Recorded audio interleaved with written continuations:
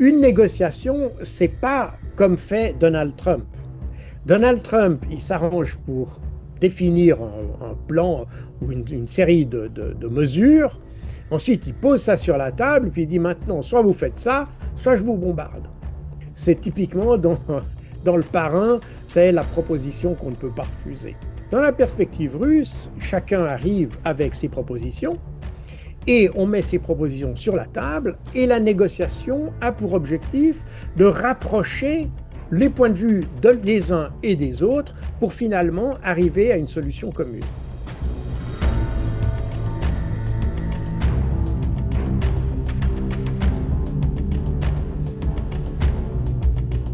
Jacques Beau, bonjour. Bonjour.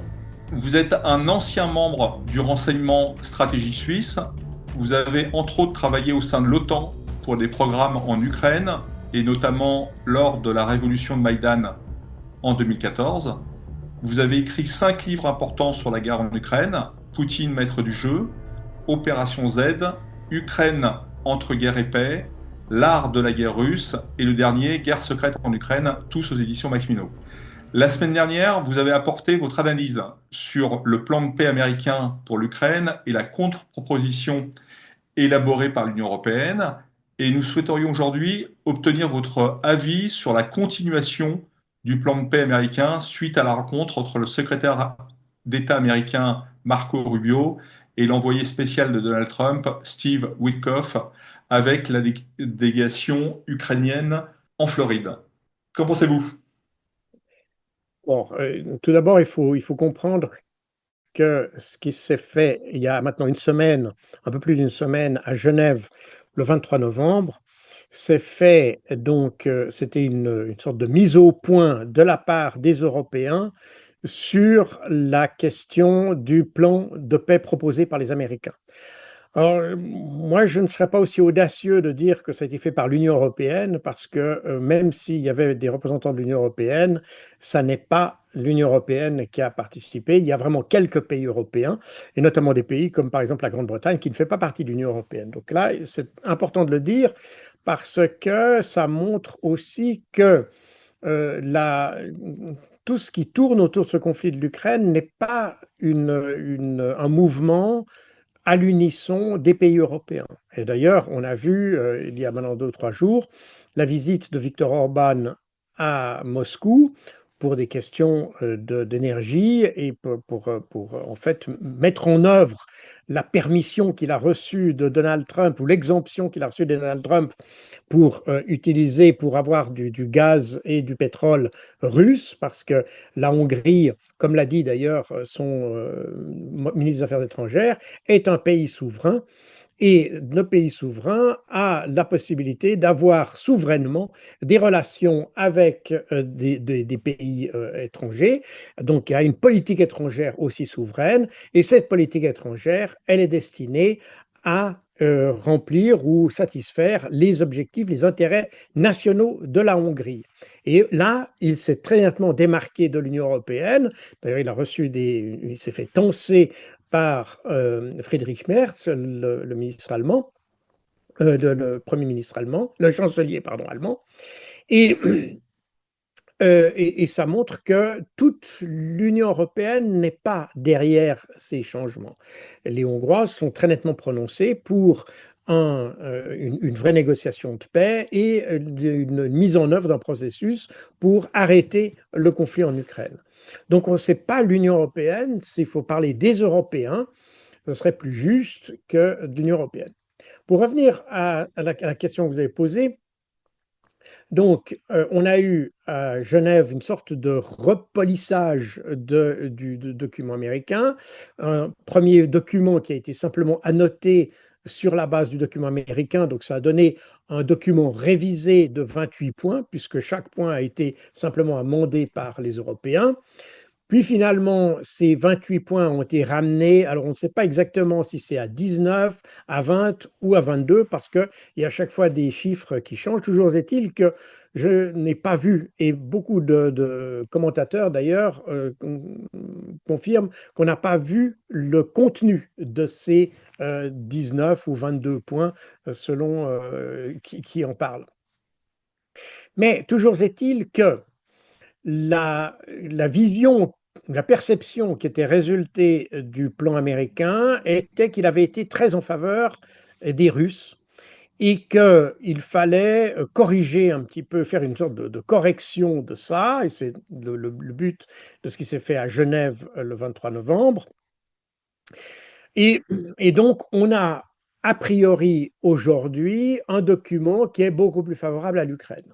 Et c'est ce document, ou oui, ce document, on pourrait dire ce plan, entre guillemets, qui devra être discuté, ou qui a été discuté, ou qui est en train d'être discuté, j'y arriverai, avec les Américains à Miami, c'est-à-dire avec une délégation ukrainienne qui a changé de composition, puisqu'elle était dirigée par Andriy Yermak, qui a été non pas, enfin, probablement c'est camouflé par une démission, mais le texte du décret présidentiel évoque davantage un limogeage qu'une démission. Toujours est-il qu'Andriy Yermak, qui était le chef d'état-major de Zelensky, ne fait plus partie de l'équipe, et c'est Roustem Umerov, qui est le secrétaire du Conseil de sécurité et de défense nationale, et qui est un ancien ministre de la Défense, et qui assure aujourd'hui la conduite de cette délégation qui comprend plusieurs personnalités, beaucoup de personnalités des services de renseignement d'ailleurs, de manière assez intéressante, dont notamment Kirilo Boudanov, qui est le chef du renseignement militaire, le GUR, qui est l'équivalent du GRU en Russie, qui est donc le renseignement militaire. Alors, cette délégation, elles seront aujourd'hui pour discuter avec Marco Rubio, Steve Witkoff et Jared Kushner, le beau-fils de Donald Trump, d'un plan qui puisse être discuté ces prochains jours à Moscou par Steve Witkoff et Jared Kushner qui devraient se rendre à Moscou. Alors de nouveau, on ne connaît pas le contenu, mais on peut s'imaginer que ce contenu, de nouveau, sera plus éloigné encore que le précédent des desiderata russes. Le premier plan, comme je l'ai dit, c'est un document qui, contrairement aux apparences, n'était pas favorable aux Russes. Il tenait compte davantage de la réalité sur le terrain, et c'est pour ça qu'on a dit c'était un document qui était plutôt en faveur des Russes, mais en réalité, quand on regarde le détail du plan, il n'y a pratiquement aucun point qui satisfasse totalement les Russes. Alors, il est bon de rappeler ici que la question territoriale n'est qu'un aspect de la chose. Je dirais qu'il y a deux éléments principaux dans cet accord de paix. Il y a la question de la neutralité de l'Ukraine et la question des territoires. La question des territoires, elle est déterminée d'une part par deux, frontières possibles, si vous voulez. L'une est celle qui a été définie par Vladimir Poutine le 14 juin 2024, qui est la frontière administrative des 4 régions de Kherson, Zaporozhye, Donetsk et Lugansk. Et cette ligne, c'est en fait la ligne que Vladimir Poutine a définie comme la ligne de retrait des forces ukrainiennes, non pas comme objectif de la Russie, et ça c'est très important de le dire, ça n'est pas ce que les Russes cherchent à obtenir. C'est ce que les Russes ont placé comme condition pour commencer une négociation. Ce n'est pas l'objectif final. Les Russes n'ont jamais dit où ils s'arrêteraient, même si leur objectif n'est pas de prendre toute l'Ukraine. Mais ils n'ont pas dit qu'ils s'arrêteraient à la frontière administrative de ces 4 oblasts. Ce qui fait que si, par exemple, on refuse de cette condition initiale posée par Vladimir Poutine, eh bien, lorsqu'ils auront atteint cette frontière, ils continueront. Je pense notamment à des régions comme Nikolaïev et Odessa. Donc, la pression est quand même assez importante, théoriquement en tout cas, sur l'Ukraine. Donc, le premier point, c'est cette frontière que les Russes ont définie. L'autre frontière qui a été proposée depuis le mois de février par les Américains, c'est la ligne de front. et ça fait partie, c'est le plan de Steve Witkoff, on dit ben, la ligne de front n'est pas sur la frontière administrative des quatre oblasts, mais le long de la ligne de front, c'est-à-dire bien en deçà de la frontière administrative définie par Poutine. Et, euh, et ça avait été admis par les Ukrainiens. Ça avait été admis, cette idée de négocier sur la base de la ligne de front. Et donc, en réalité, aujourd'hui, lorsqu'on dit que pour les oblasts de Donetsk et Lugansk, eh bien, les Ukrainiens se retirent de ce qu'ils détiennent encore et ça devient sous autorité russe. Et pour les deux autres, on est sur le modèle de la ligne de front, donc ce que les Ukrainiens avaient toujours accepté. Et pour les deux oblasts, donc il y en a un de toute façon qui est déjà pratiquement à 100% en main russe, il reste que l'oblast de Donetsk, qui est partiellement encore en main ukrainienne, mais dans la partie qui se trouve encore en main ukrainienne aujourd'hui, eh bien, les Américains proposent dans leur plan de 28 points une zone démilitarisée. Par conséquent, en réalité, si on fait le bilan, on s'aperçoit que la solution proposée par les Américains revient sensiblement au même qu'à la solution qui avait été proposée par Keith Kellogg depuis le février 2025. Donc, en gros, on n'est pas sur quelque chose qui soit beaucoup plus avantageux aux Russes. La seule chose qu'on fait dans ce document, c'est qu'on reconnaît que les Russes occupent une partie du territoire ukrainien, ce qui d'ailleurs avait été déjà partiellement admis, en tout cas par les Ukrainiens. Donc, on est dans quelque chose qui était déjà pas vraiment favorable aux Russes, mais qui correspondait à une situation qui avait déjà été plus ou moins entérinée du côté occidental. Mais avec l'intervention des pays européens et de l'Ukraine à Genève, eh bien, on est sans doute aujourd'hui dans un document qui est encore plus défavorable aux Russes. Alors, pourquoi c'est important? Eh bien, parce qu'à Bichkek, tout récemment, lors d'une conférence de presse, Vladimir Poutine a expliqué ce qu'il entendait par négociation. Et là, on s'aperçoit, enfin on s'aperçoit, c'est quelque chose que j'avais déjà expliqué à plusieurs reprises sur plusieurs chaînes, une négociation, c'est pas comme fait Donald Trump. Donald Trump, il s'arrange pour euh, définir un plan ou une série de mesures. Ensuite, il pose ça sur la table, puis il dit maintenant, soit vous faites ça, soit je vous bombarde. C'est ce qu'il a fait à Gaza, typiquement. Donc il n'y a pas de négociation à proprement parler. Il y a peut-être les uns qui prennent un peu plus de temps pour répondre, pour accepter tout ça, et ça, c'est ce qu'on a vu d'ailleurs pour la Palestine, et c'est aussi ce qu'on a vu pour l'Iran, etc. Donc c'est des formes de diktat en réalité. C'est typiquement dans Le Parrain, le film Le Parrain, je veux dire, c'est la proposition qu'on ne peut pas refuser. Voilà. C'est un peu comme ça que procède Trump. Dans la perspective russe, c'est pas comme ça qu'on mène une négociation. Dans la perspective russe, chacun arrive avec ses propositions et on met ces propositions sur la table et la négociation a pour objectif de rapprocher les points de vue des uns et des autres pour finalement arriver à une solution commune. Et ce processus de négociation, qui est un processus où on donne un petit peu, on prend un peu là, chacun donne et prend au fur et à mesure de la négociation, eh bien, à la fin, on arrive à un compromis où les deux parties ont donné quelque chose et ont reçu quelque chose. Et comme je l'ai déjà expliqué la fois passée, dans la diplomatie suisse, on considère qu'un bon accord, c'est quand les deux parties sont insatisfaites. Également insatisfaites, bien sûr, parce que sinon, ça n'est pas un bon traité. Donc, voilà un petit peu ce à quoi les Russes s'attendent. Mais évidemment que vous comprenez bien que ça veut dire que comme on doit rapprocher deux points de vue, plus ces points de vue sont proches au départ, plus il est facile d'arriver à un accord. Plus ces points de vue sont éloignés au départ, plus il va être long et laborieux d'arriver à un accord.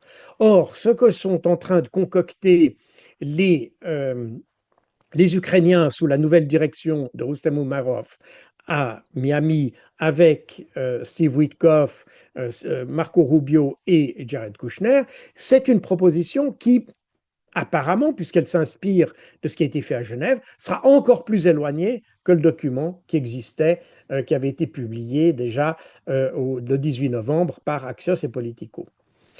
Donc, ça ne, comment dire, c'est quelque chose qui ne présage pas comment dire, d'une négociation rapide, si vous voulez. Alors l'idée, c'était comme on dit en anglais, hammer out, c'est-à-dire de, comment dire, améliorer ou peaufiner un accord que Steve Witkoff et Jared Kushner pourront présenter à Vladimir Poutine à Moscou, puisqu'ils doivent s'y rendre ces prochains jours. Et donc il fallait, c'est un peu une course contre la montre pour avoir un document qui tienne la route et qui soit présentable aux Russes. On ne sait pas évidemment la teneur de ce document, on ne sait pas encore ce que vont dire les Russes, mais a priori, on aura une réaction qui sera du genre, bon, ben, on va discuter là-dessus éventuellement, peut-être que les Russes vont faire des propositions et amender la proposition faite par les Américains et les Ukrainiens. On verra ça, je ne le sais pas, mais toujours est-il que ça veut dire que cette proposition américaine qui aurait pu servir de base, comme Vladimir Poutine l'avait dit, il n'a pas dit qu'il acceptait le texte, il avait simplement dit que ça pouvait servir de base, eh bien la base qui aura sera probablement plus difficile à mettre d'accord, enfin, il sera plus difficile aux deux parties de se mettre d'accord sur le nouveau document que sur l'ancien, et c'est ce qu'on peut dire à ce stade. Les Russes n'ont pas de problème avec ça en réalité, ou disons, ils n'ont pas de problème fondamental puisque sur le terrain, les troupes russes continuent à avancer. Et d'ailleurs, pour le mois de novembre, les Russes sont avancés pour ce mois de novembre donc de 700 km². Alors de nouveau, comme je l'ai dit, ça n'est pas l'objectif des Russes de prendre du terrain, mais derrière les prises de terrain, il y a surtout la destruction du potentiel militaire ukrainien. Par conséquent, c'est toujours un peu ambigu de parler de kilomètres carrés. La réalité, c'est que ça signifie que l'armée ukrainienne se dégrade de jour en jour. Et par conséquent, on arrive à une situation où plus on avance dans le temps, plus les Russes sont dans une situation favorable pour négocier. Donc, quel que soit le document qui sera présenté, même s'il est extrêmement éloigné de la position russe, en réalité, pour les Russes, c'est uniquement une question de temps.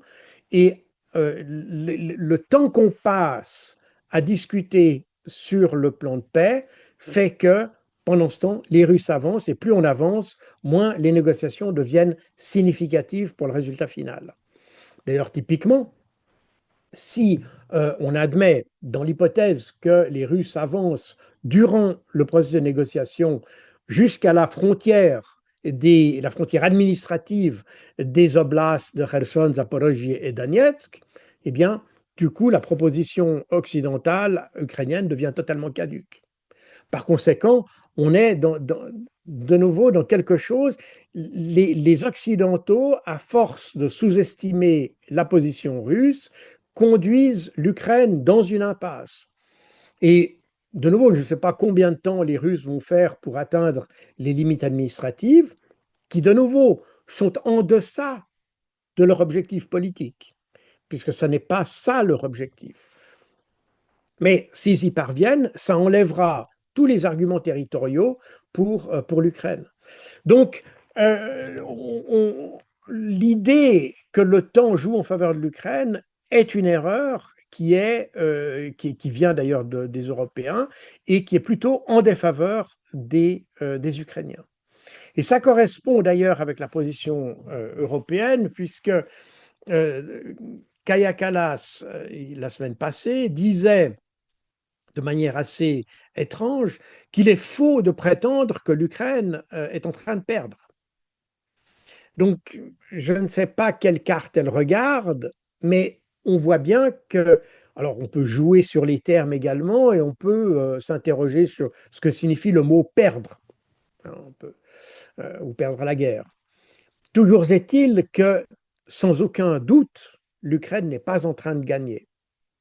Et sans aucun doute, l'Ukraine n'est pas en mesure d'imposer sa volonté aux Russes uniquement sur le plan militaire. Et d'ailleurs sur le reste non plus, puisque les sanctions et tout ça ne fonctionnent pas en réalité, ou du moins elles n'ont pas du tout l'effet escompté. C'est-à-dire qu'il y a bien des sanctions, les sanctions sont les sanctions, donc effectivement elles existent, mais elles n'ont pas l'effet escompté. Donc on n'a même plus de levier à partir des sanctions. Parce que les Russes ont au contraire utilisé ces sanctions comme des opportunités et ont appris non seulement à vivre avec, mais à utiliser ces sanctions comme stimulus pour développer d'autres activités. Par conséquent, même si aujourd'hui on remettait en route le courant normal, qu'on levait les sanctions, je pense que même les Russes ne seraient pas intéressés à ça. Et par conséquent, d'ailleurs, Sergei Lavrov l'avait dit il n'y a pas si longtemps lors d'une interview qu'il avait donnée à CBS, si ma mémoire est bonne, quand on lui a demandé si les Russes vous demandaient la levée des sanctions, Sergei Lavrov a dit, nous n'avons jamais demandé la levée des sanctions. Les Russes ne demandent pas la levée des sanctions. Donc ça veut dire qu'ils sont beaucoup moins dérangés par ça qu'on veut bien le dire. Par conséquent, on se trouve, plus on avance dans le temps, moins les leviers qu'on pensait avoir sur la Russie s'estompent. Et plus la Russie se trouve dans une position où l'Ukraine n'aura plus rien à faire valoir en face comme argument. Et par conséquent, cette manœuvre de retardement qui a été faite par les Européens à Genève et qui se prolonge dans cette négociation, cette discussion à Miami, eh bien, n'est en réalité qu'une manière de renforcer la position russe par rapport à l'Ukraine. Donc voilà un petit peu la situation. On verra ce que dira Vladimir Poutine par rapport à cette nouvelle mouture du plan américain. Je ne veux pas préjuger du résultat, mais ce que je peux dire, c'est que certainement, les Européens ici n'ont pas rendu service à l'Ukraine en réalité. Et que, contrairement à ce que j'entends sur beaucoup de chaînes, en France notamment, où on dit que c'était un document qui était favorable aux Russes, c'est une erreur de penser ça. Ceux qui ont lu le document, si vous le lisez bien, eh bien vous verrez que c'est un document qui n'est absolument pas favorable aux Russes. C'était une erreur de penser ça. Et si on avait simplement pris le document américain et qu'on l'avait utilisé tel quel pour une base de négociation, eh bien, on aurait eu un processus qui aurait sans doute été plus court parce qu'il y avait moins de radicalité, si vous voulez, dedans. Les Américains ont tenu compte de la réalité du terrain. Ils n'ont pas fait ça pour les Russes, ils ont simplement fait ça parce que c'est la réalité du terrain. C'est tout, c'est aussi simple que ça. Et par conséquent, on aurait sans doute eu une Russie plus disposée à négocier qu'actuellement où on a une position, on a carrément les Européens qui ont mis les pieds contre le mur et c'est certainement pas de nature à bien disposer les Russes pour une négociation. Même si les Russes ont dit qu'ils étaient toujours prêts à négocier. Mais plus on avance, plus cette négociation sera dure et plus elle sera favorable aux Russes. C'est la raison pour laquelle les Russes ne sont pas pressés. Alors, beaucoup d'experts et d'analystes ont dit que ce plan américain en 28 points avait été négocié avec les Russes. Vous pensez pas? On sait exactement, non, ça c'est tout simplement, ça c'est vraiment du narratif européen. Non, c'est tout à fait faux.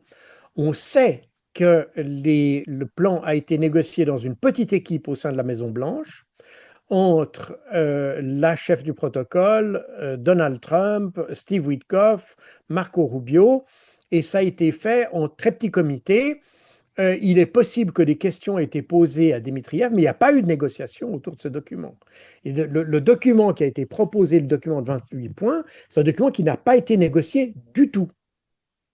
Il y a eu des inputs, comme on dit en anglais, c'est-à-dire des contributions, c'est-à-dire probablement on a posé des questions informelles à l'un ou à l'autre, par exemple Kirill Dmitriev, qui est l'envoyé spécial russe, mais aussi à Rustem Umerov, qui lui a sans doute d'ailleurs mis des inputs plus substantiels.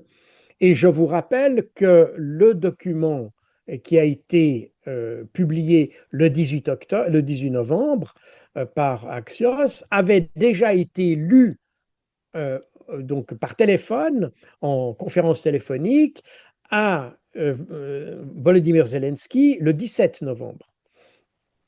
Donc en réalité, les Ukrainiens ont eu la possibilité déjà de mettre beaucoup plus de contributions à ce document que n'ont eu les Russes. Les Russes n'ont pas reçu ce document de voie officielle par la Maison-Blanche ou quiconque.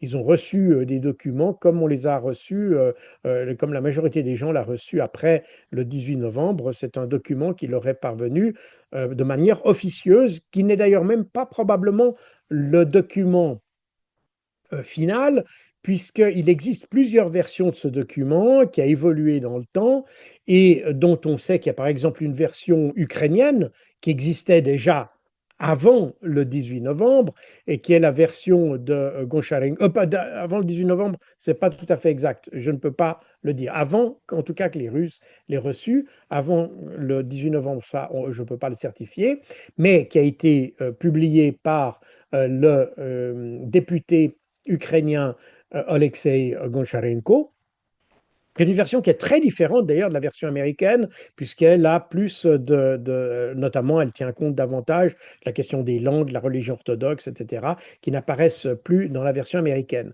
Donc, on voit qu'il y a eu plusieurs versions de ce document, que les Ukrainiens ont eu la possibilité de s'exprimer sur ce document, qu'ils en ont probablement élaboré de leur côté leur propre version, si vous voulez, de ce document.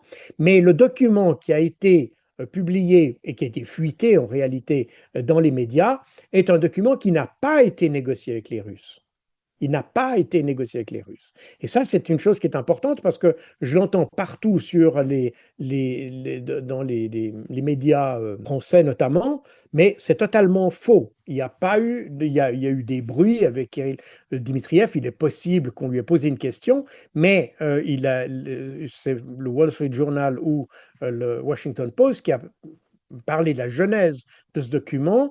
Et effectivement, ce document a été fait en vase clos au sein du bureau ovale, si vous voulez. Donc, il y a eu aucune négociation autour de ce document. C'est vraiment Steve Witkoff, par rapport à sa connaissance du terrain, par rapport à ce qu'il a discuté. Et un élément qui est important aussi à dire, c'est que les éléments qui viennent de ce plan viennent aussi de la discussion qu'il y a eu entre Donald Trump et Vladimir Poutine en Alaska. Donc, c'est pas quelque chose qui a été négocié. En Alaska, ils n'ont rien négocié du tout. Ils ont simplement fait une liste de points à traiter, si vous voulez. Et c'est cette liste de points à traiter qui a été reprise dans le document, mais qui n'a pas été négociée avec les Russes. Donc, il y a une très forte mécompréhension, mais bon, ça prend aussi en France, c'est peut-être la langue anglaise qui pose problème. Euh, mais il n'y a pas eu de négociation avec des composantes russes sur ce document avant le 18 novembre.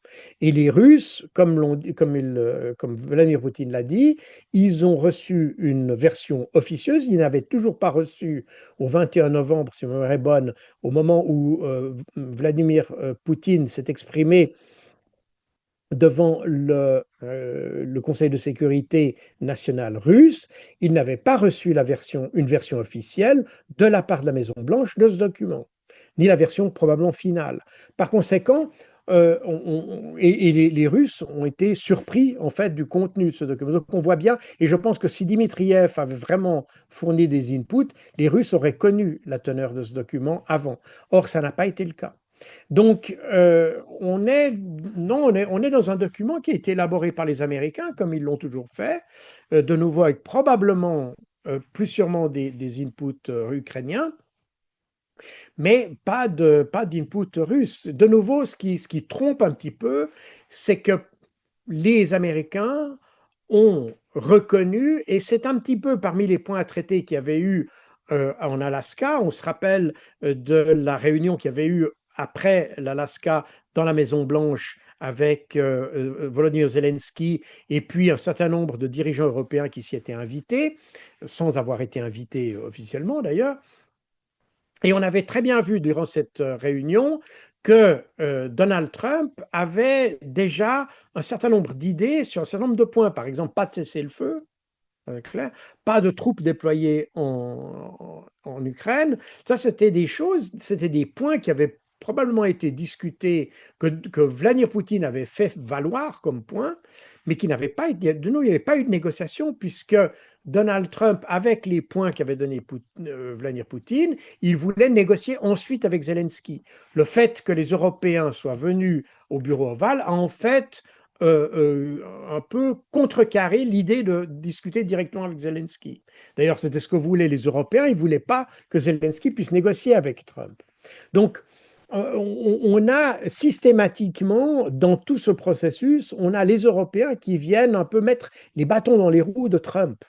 Mais il n'y a eu aucune négociation à ce stade sur un accord de paix.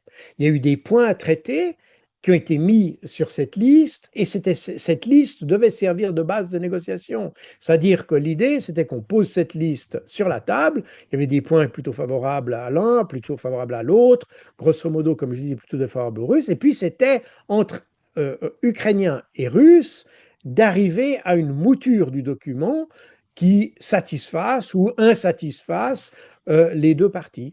Voilà. Je vous remercie, Jacques Beau. Je rappelle que vous êtes l'auteur de 5 livres importants sur la guerre en Ukraine.